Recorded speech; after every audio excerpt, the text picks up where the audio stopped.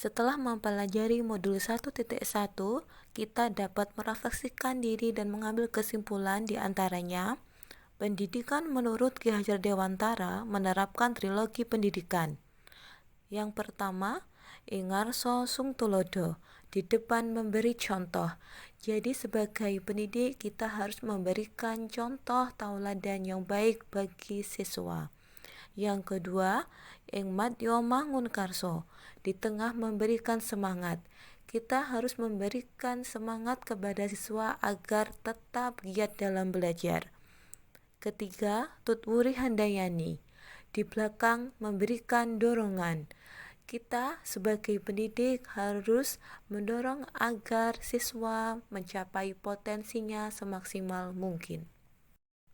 Pendidikan tidak hanya menuntut ketercapaian akademik, namun selaras dengan ketercapaian kemampuan imtak atau budi pekerti. Pendidikan adalah tempat persemaian benih-benih kebudayaan dalam masyarakat. Untuk menciptakan manusia beradab, pendidikan adalah kuncinya. Salah satu dasar pendidikan Ki Hajar Dewantara adalah menuntun. Tujuan pendidikan adalah menuntun segala kodrat yang ada pada peserta didik agar mampu mencapai keselamatan dan kebahagiaan sebagai manusia atau masyarakat. Dalam menuntun, anak diberi kebebasan, namun pendidik sebagai pamong tetap mengarahkan anak agar tidak kehilangan arah.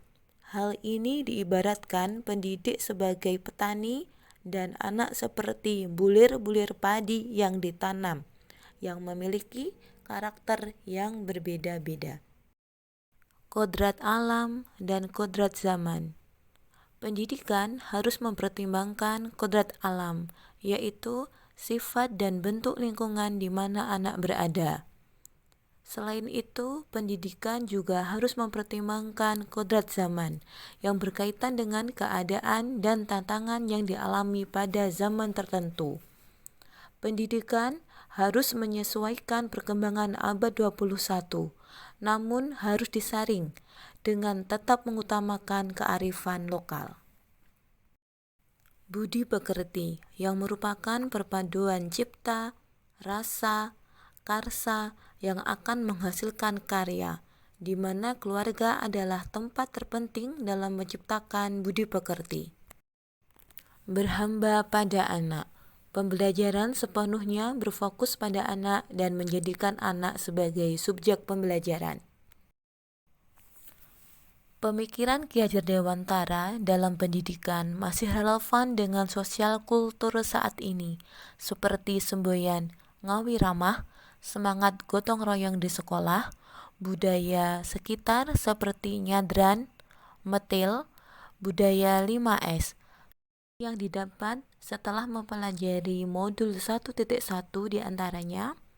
Pembelajaran relevan pada era saat ini yang sesuai dengan konsep pemikiran Ki Hajar Dewantara. Contohnya dalam hal sosial budaya. Ilmu baru terkait konsep pendidikan yang belum diketahui sebelumnya. Mengetahui hal yang harus diperbaiki dalam proses pembelajaran yang telah dilaksanakan. Perubahan dalam diri setelah mempelajari modul 1.1 diantaranya.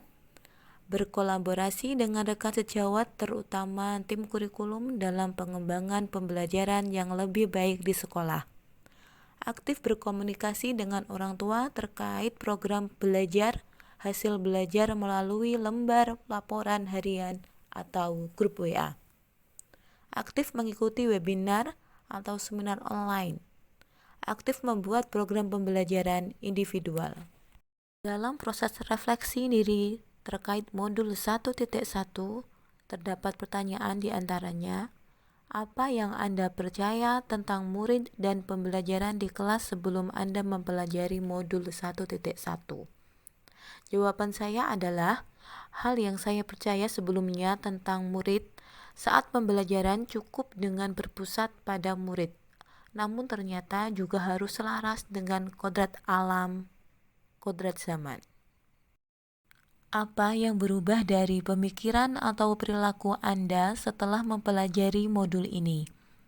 Hal yang berubah adalah semakin semangat dalam berkolaborasi dengan civitas akademika sekolah, semakin semangat menyelaraskan program sekolah dengan orang tua, semakin semangat membuat program individual yang dibutuhkan oleh anak guna kesiapan hidup mandiri di masyarakat.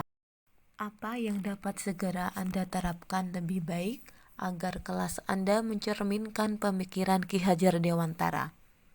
Hal yang dapat saya lakukan segera diantaranya mengintensifkan materi online untuk orang tua murid di grup WA kelas, memperbaiki program pembelajaran individual agar lebih baik dan sesuai, meningkatkan komunikasi dan kolaborasi dengan civitas akademika sekolah, menggiatkan budaya kolaborasi dan 5S.